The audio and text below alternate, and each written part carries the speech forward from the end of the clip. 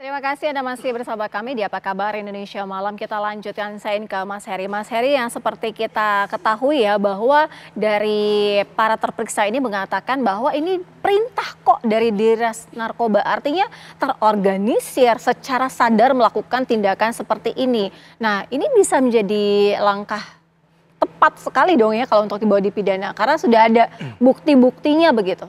Ya, bukan hanya pidana saja Mbak, bahwa ini momentum tepat untuk reformasi total Polri ya. Kemudian berkaitan dengan hal tadi, ya kita bisa anggap ini kejahatan yang kita sebut sebagai well organized. Tadi kan sudah ada perintah harus dilakukan demikian, nanti uangnya untuk siapa.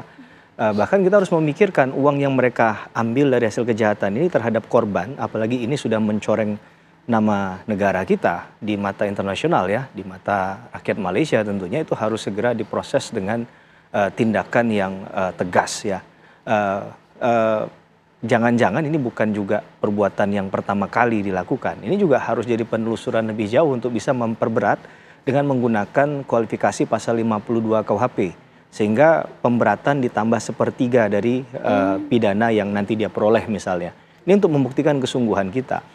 Dan kalau kita katakan ini oknum, sama ini kan kita menggunakan kata oknum Mbak Safira, itu jangan-jangan karena kita merasa lemah, tak berdaya untuk menemukan orangnya atau memang kalah terhadap oknum tersebut. Sekarang oknumnya sudah ada, nah bagaimana proses ke depan? Sehingga etik ini saya rasa tidak akan cukup. Orang akan mendorong mungkin ke arah pasal pemerasan misalnya di KUHP 368. Kemudian juga kalaulah saya nggak tahu ya, apakah instansi Polri nanti akan melakukan hal ini, karena pasti permintaan masyarakat kan semua sidang etik dan juga proses pidana nanti bisa dilaksanakan secara transparan dan akuntabel. Bahkan mungkin saja ditarik tidak hanya dilakukan lewat mekanisme KUHP, tapi Undang-Undang Tindak Pidana Korupsi misalnya. Ada ketentuan pasal 11, pasal 12E yang berkaitan dengan suap dan pemerasan. Nah kalau itu masuk, mungkin orang akan beranggapan tidak ada cawe-cawe lagi nih antara instansi Polri dengan oknum yang notabene adalah berasal dari instansinya. Saya rasa rantai kejahatan semacam ini memang harus segera diputus. Karena saya yakin dan percaya banyak anggota Polri yang baik, tapi tertutupi, tercoreng dengan hal-hal yang semacam ini. Gitu ya. Ada anggota Polantas yang menjaga dengan baik, tiba-tiba kecelakaan, Mbak. Ya, meninggal dunia dalam menjalankan tanggung jawabnya yang mulia. Itu harusnya patut kita apresiasi. Orang-orang semacam ini sudah merusak citra Polri. Saya rasa Pak Kapolri harus tepat menerima pesan dari masyarakat bahwa tidak perlu lagi hal ini ditutup-tutupi dengan cara apapun, dengan jalan apapun. Dari catatan Mas Heri sendiri, ada tidak yang hanya berhenti di etik saja, padahal seharusnya memang sudah dibawa ke pidana? Karena tadi yang Mas Heri sempat katakan jangan sampai ada cawe-cawe nih gitu. Penelusuran tentang etik ini kan bicara tentang Perpol ya, Perpol yang bicara dalam konteks peraturan polisi, Polri, yaitu nomor 7 tahun 2022. Nah untuk kalau dia diberikan sanksi administratif PTDH misalnya, pemberhentian tidak dengan hormat, itu berarti administratifnya yang dilanggar itu sudah sangat berat Mbak. Bahkan ada kualifikasi itu. Nanti juga ada katakanlah kalau dia ternyata tidak cukup merasa tidak adil bagi dia dan dia challenge ke atasnya, dia bisa banding. Itu majelis banding, ya nanti Pak Arianto tadi bisa menjelaskan lebih lanjut, bisa menerima atau tidak dalam rangka waktu tertentu, kalau nggak salah 21 hari. Jadi pengaturannya di pasal 71 sampai 77. Ya di situ kan clean and clear. Jadi dia punya ruang untuk menjelaskan, tapi di sisi yang lain bahwa etik dan pidana itu memang biasa dipisahkan. Ya kalau dia memang hanya etik ya sebatas etik. Tapi kalau semacam ini saya rasa tidak akan berhenti hanya di etik. Kita jadi akan bicara case by case ya. Di kasus Sambo misalnya, itu etiknya berjalan, PTDH dan juga pidana. Nah ini kan proses yang kita pertegas ya. Sehingga kasus ini bisa berkaca pada apa yang dilakukan oleh Pak Sambo waktu itu. Gitu kan, Sambo dan kawan-kawan pada waktu itu. Nah kasus Sambo pun kemudian ada yang dapat promosi lagi kan, dapat jabatan baru dan lain sebagainya. Inilah kritik yang harus kita ingatkan bahwa menjaga konsistensi dan juga perbaikan di tubuh setiap institusi. Kemarin di kasus Harvey Muiz yang dapat banyak serangan itu kan tanda petik Mahkamah Agung dan Jaksaan. Nah kali ini Polri yang diuji kembali dengan tingkah pola dari beberapa oknum sekali lagi ya yang melakukan tindakan tidak terpuji. Dan saya rasa yang kali ini sangat offside ya, karena sudah sekali lagi mencoreng citra kita di masyarakat internasional, khususnya di negara tetangga kita tadi. Ya. Kalau dari Pak Arief, apa saja sebenarnya dari sidang etik yang sudah berlangsung, temuan-temuannya yang mungkin sedikit masif juga mengagetkan? Oke, terima kasih. Kami selaku Kompolnas, Mbak, itu tidak bosan-bosannya untuk bisa selalu mendorong. Dari sejak kejadian itu kan diawali 13, 14, 15, dan 16 kan. 18 begitu sudah mulai bergulir di media sosial, kami ada tim yang monitoring, kami sudah menanyakan.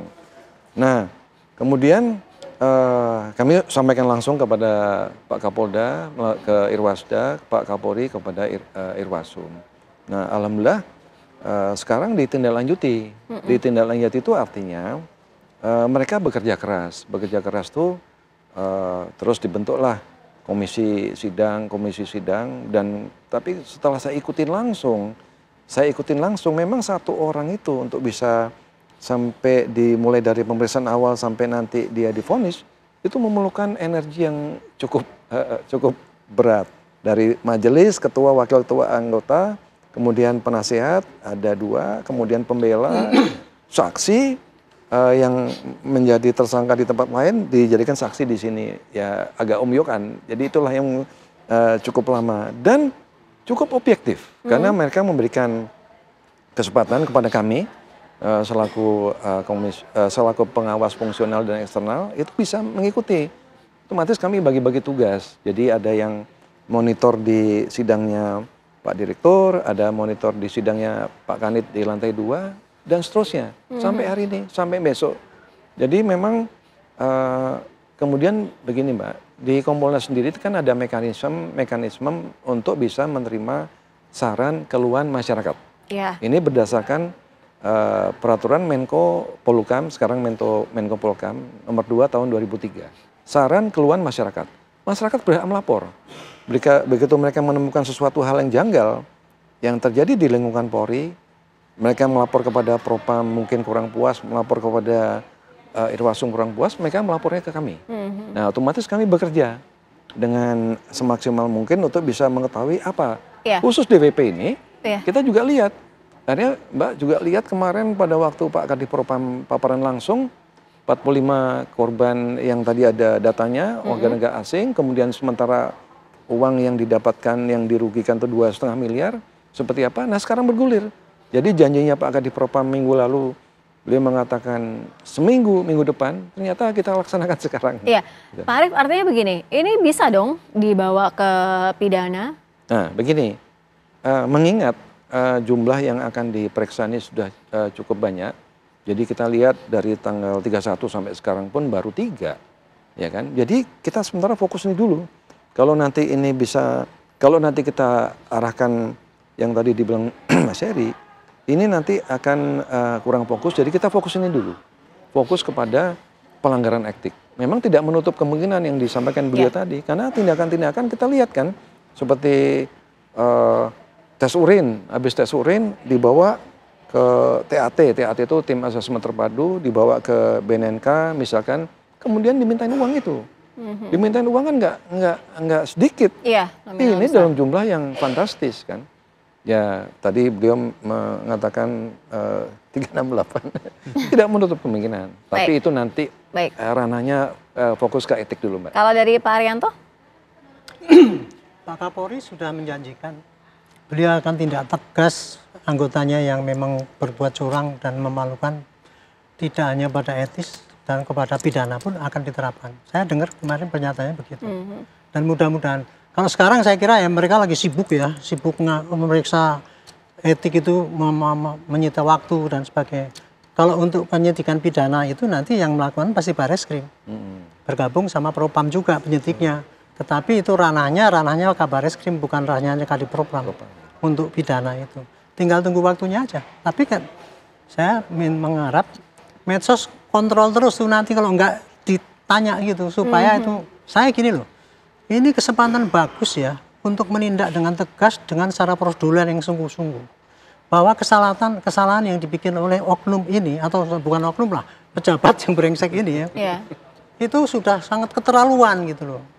Dan ini nggak bisa ditolerir lagi itu loh. Seperti tadi Pak Heri katakan, ada undang-undang TPPU bisa masuk memang, itu gratifikasi bisa masuk, undang-undang korupsi masuk. Harusnya nih berlapis-lapis masukkan ke situ semua dan diekspos gitu. Supaya orang-orang yang lain pada jerah gitu. Jerah ya. Karena yang melakukan seperti dia itu masih banyak di sana, hanya nggak ketahuan aja. Nah, itu menarik tuh untuk kita bahas. Mas Bambang juga kalau melihatnya begini kan, ini kan juga dari atasannya begitu ya, menyuruh perintah kepada anak buahnya. Artinya secara keseluruhan ini harus dituntaskan, diperiksa lagi yang mungkin dari atasan-atasannya lagi begitu ya, agar diberantas secara habis. Tapi nanti dijawabnya nanti, kami segera kembali usai jeda.